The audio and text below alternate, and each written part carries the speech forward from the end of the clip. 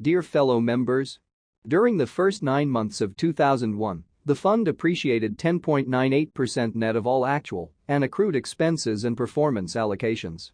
Since its inception on November 1, 2000, the fund has appreciated 18.31% net of allocations and expenses. Again, I will continue to advise that, whatever numbers you see before you on your capital account statements, they should not be compounded into the future indefinitely. The portfolio is a fairly concentrated one, and significant volatility is to be expected. I fully expect and recommend that members of this investment vehicle judge my performance over a period of 5 years or greater. This will prove to be the most fruitful and enjoyable manner in which to participate in the fund. The third quarter. In the second quarter letter, I made light of the investment industry's fascination with the quarter as a unit of time.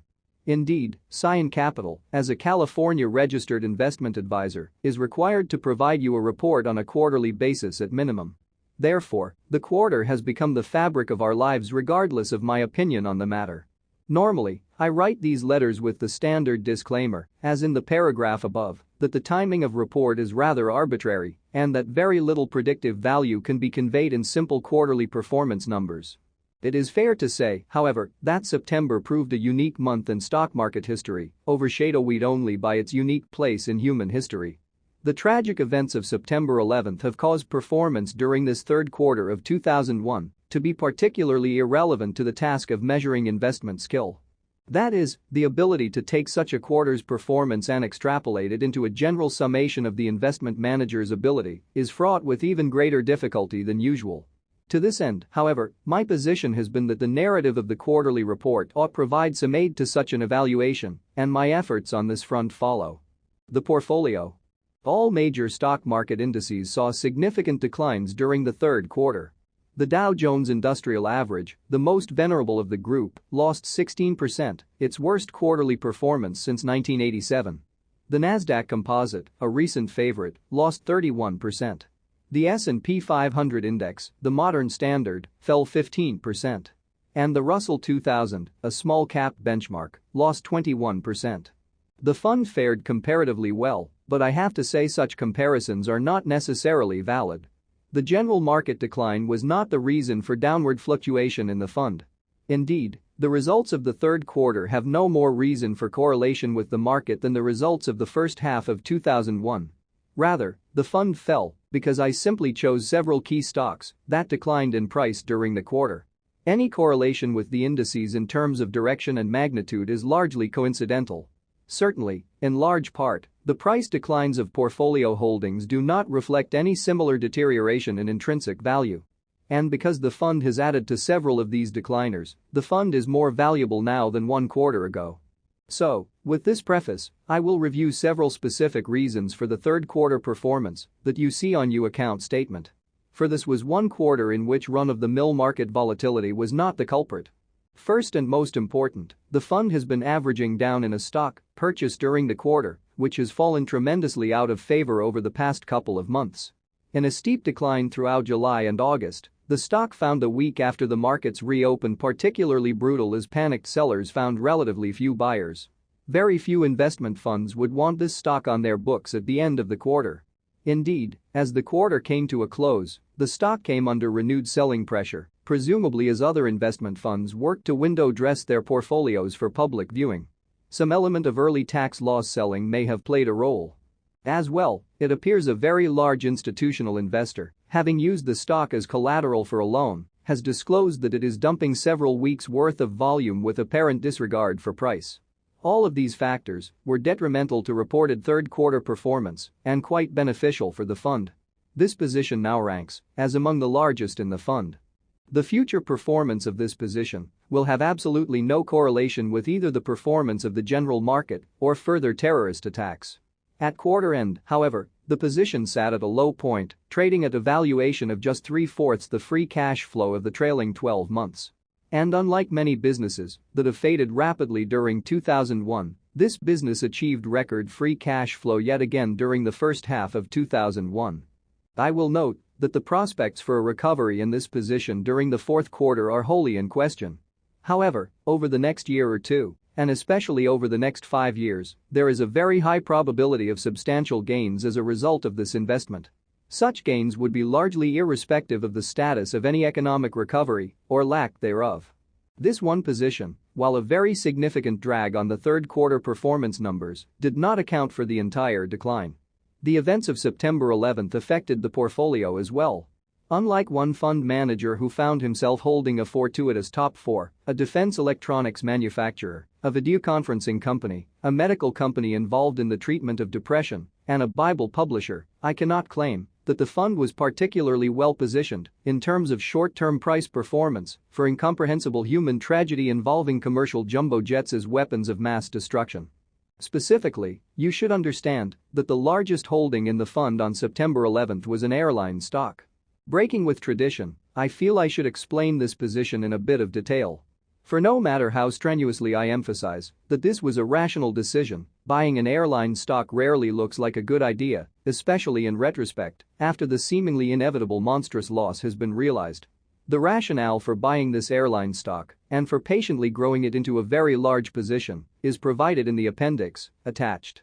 The effect of our national tragedy on the market value of the portfolio was not limited to this one airline holding, however. The fund held 2 hotel stocks on September 11, one of which was, and is, among its top 5 holdings. I will not reveal the name of this company here, as I do hope it continues to fall, thereby providing the fund an opportunity to add to the position. Hotel stocks ranked with other travel-related industries and airlines as among the worst performers in the wake of the September 11 tragedies. In several cases, the short-term reaction was entirely unjustified, as long-term intrinsic value was not significantly impaired. The fund's largest hotel holding is one such business, and I expect the fund to receive full value for the shares in the future. Such recognition had simply not arrived by quarter's end. As well, another hotel stock held in the fund's portfolio, though not among the top 5 holdings, fell over 30% in the aftermath of September 11. It now trades at the value of the free cash on its books, meaning an international hotel franchise lacking any recourse debt now goes for free on the stock exchange. Publicly traded real estate has always been neglected, but this is ridiculous. I fully expect it will recover and ultimately head much higher over time. The stock rarely trades, but if I am successful in my efforts to acquire more of this stock at these prices, the fund will participate to a much greater degree on the way up than it did on the way down. Finally, the portfolio has generally held relatively illiquid stocks for the balance of the year. The logical reason for this is that the more liquid, larger capitalization stocks had remained stubbornly overvalued since inception of the fund. The logical consequence, however, is that the portfolio is susceptible to short-term downside volatility in times of rampant market fear. With all seriousness, a 2,500 share sell, when no one is looking, could torpedo the apparent market value of several of the fund's holdings. Such volatility in no way impacts the intrinsic value of the portfolio and rather provides opportunity. In one case, this volatility has allowed the fund to build a smaller stock position into significant size at a free cash flow yield approximating 20% and at a price that is only half its private market value. Just ask the 3 separate financial buyers who bid to buy the company outright earlier this year. A tight financing market stymied these efforts. The value remains and will be realized by the markets in good time. Towards the very end of September, I allocated capital to several larger capitalization stocks as they fell to levels that implied extraordinarily high long-term returns. Indeed, I have been very happy to pick up several consumer franchises with ever-widening competitive advantage at discounts that imply virtually no growth going forward. Given the quality of these companies and the natural ability of these companies to raise prices at a rate greater than inflation, such discounts imply an unrealistically low valuation. Terrorism, external shocks, and risk. A portfolio manager must understand that safeguarding against loss does not end with finding the perfect security at the perfect price. If it did, then the perfect portfolio would likely consist of one security. Rather, to the extent possible, I have the responsibility to structure the portfolio such that if any of a number of unforeseen events occur, that I do not lose the whole, or even a significant portion, of the client's money. To do this, I seek to minimize the correlation between the intrinsic values of the various securities held in the portfolio. Minimizing this correlation involves a bit of diversification among industries. Minimizing this correlation does not involve straying from sound principles of securities analysis. Including speculative or overpriced stocks in the portfolio simply to diversify against the impact of an array of possible external shocks is simply irrational given the relative odds involved. Moreover, minimizing this correlation does not require a portfolio of more than 15 or so stocks. Therefore, a relatively concentrated portfolio may still offer decent protection against unforeseen adverse future circumstance. Although it so happened that on September 11 the fund's largest position was an airline, and that another large position was a hotel stock, the impact of this tragedy should not, in the long term, prove significant to the fund's performance. The principles by which I invest served the fund well during the recent turbulent time, and I expect that these principles, applied consistently, will continue to serve the fund well, whatever additional shocks the future may hold. On portfolio upgrades. One reason that several of the fund's illiquid common stocks fell during the quarter is that many value managers, who might hold similar stocks, saw the opportunity to upgrade their portfolios during mid-late September. That is, acting on the fact that larger, well-known companies were recently trading at steep discounts to historical prices, portfolio managers dumped their illiquid ignominious stocks and rushed into these most popular but depressed stocks. The phrase "I am upgrading my portfolio" became one I heard frequently among fellow portfolio managers as September came to a close. In order to apply this technique to the fund's portfolio, the existing securities and the securities to which one might upgrade would have to come to some sort of equilibrium in terms of value offered. This most certainly has not been the case, at least not on any widespread basis. Indeed, the very fact so many investors acted rather eagerly to upgrade has recently pushed the value differential that much further in favor of current portfolio holdings. As a result, the time to exit such positions is certainly not the present. Another issue I have with this sort of thinking is probably best summarized by the word "ick." Ick investing means taking a special analytical interest in stocks that inspire a first reaction of ick. I tend to become interested in stocks that by their very names or circumstances inspire an unwillingness and an ick, accompanied by a wrinkle of the nose on the part of most investors to delve any further. In all probability, such stocks will prove fertile ground for the rare neglected deep value situations that could provide significant returns with minimal risk and minimal correlation with the broad market. Occasionally, well-known stocks fall into the ick category, and it is at those times that I become interested. Finally, I suspect that many who are actively upgrading their portfolios are doing so because they fear missing either a major market rally or the next bull market. With stocks in general having come down fairly far, the feeling of bottom is near may be fairly pervasive. The optimal way to participate in a market rally, by definition, is to buy the better-known stocks that either are in the major indices or are comparable to those that make up the indices. However, doing so exposes one to the risk that one is wrong on the direction of the market. To my knowledge, such a hazard has proven notoriously difficult to avoid.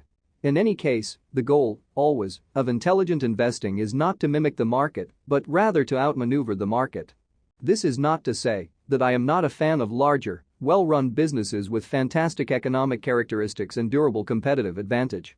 I have a list of about 80 or so stocks that represent businesses with very decent and predictable long-term business characteristics. At the right price, I would like to include any one or more of these stocks in the fund. Of course, what I consider the right price seems ridiculously low given where most of these stocks have been priced in recent years. When these stocks come to my prices, then I will consider adding them to the fund. But only because they represent absolute value and not because of any desire to upgrade the portfolio into either more palatable or more market-responsive stocks. Also on this subject, I should note that recently, as many well-known companies saw their stocks fall drastically, a select few made it to my buy prices. Those that did were added to the portfolio on the sole criterion of absolute value. The vast majority of popular stocks continue to be valued as popular stocks rather than as real businesses. Certainly, in the broader market, many stock prices overestimate the permanence of the underlying businesses. Summary. As I have noted in previous letters, I will always choose the dollar bill carrying a wildly fluctuating discount rather than the dollar bill selling for a quite stable premium. This will often result in surprising quarterly results. To the extent prudent, I will attempt to explain surprising results when they occur. During the third quarter we saw an attempt to buy a cheap security become a process of averaging down into what is now, apparently, the most undervalued security available on any exchange. We saw investors start to dump illiquid small capitalization stocks using an order process that may be summarized as, "Just get me out of this stock." And to top it off, we saw a human tragedy of rare proportion directly and negatively impact the market values of several of the largest portfolio holdings of the fund, with surprisingly little offset. Thus, a confluence of happenings seems to have knocked the fund for a decent price decline in just 3 months' time. However, my entire net worth resides alongside your investment in the fund, and I neither bemoan these recent short-run declines nor fear long-term impairment of my net worth. On the contrary, I am enthused that the market is offering up values on a scale not seen previously during the fund's existence. Moreover, the fund holds significant cash and sources of cash to put to work in such an environment. Policy matters. The minimum initial investment for new members is $250,000, and the next investment period starts January 1, 2002. Current members may contribute a minimum additional investment of $50,000 as frequently as monthly. For regular accounts, no additional paperwork is necessary to make an additional investment. Simply let me know your plans, and I will ensure you have the correct wiring instructions or the correct address if mailing a check. For IRA accounts, additional investments entail similar paperwork as for the initial investment. To start the process, please call me first. Attorneys have updated the offering memorandum and operating agreement of the fund in order to adjust the minimum investment from $100,000 to $250,000. As well, the documents were amended to provide more clarity on expenses. While certain powers and expenses were clarified, no additional expenses or powers were awarded to Scion Capital. Updated versions of these documents are enclosed with this quarterly report. Please file them for future reference. I continue to maintain the vast majority of my net worth and the whole of my family's investment account in the fund. And I continue to earn a paycheck only if I achieve a return on your capital in excess of the hurdle rate. My interests remain very much aligned with yours. Please feel free to contact me if I have not been clear on a matter discussed above. Sincerely, Michael Burry, MD. Scion Capital, LLC.